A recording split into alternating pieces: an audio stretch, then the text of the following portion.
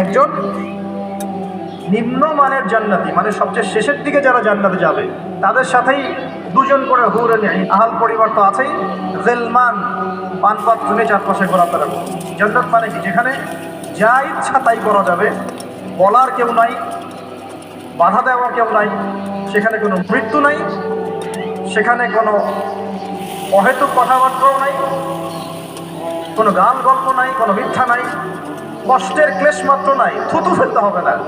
জান্নাত মানে থুতু ফেলতে হবে না। জান্নাত মানে হাঁচি হবে না, নাক ঝাড়তে হবে না। জান্নাত মানে ইস্তেঞ্জা, পেশাব পায়খানা করার টেনশন নাই। মানুষ খাবার খাবে, একটা ঢেকুর তুলবে, বাস খাবার হবে। আর জান্নাতের সবচেয়ে বড় বিষয়টা কি?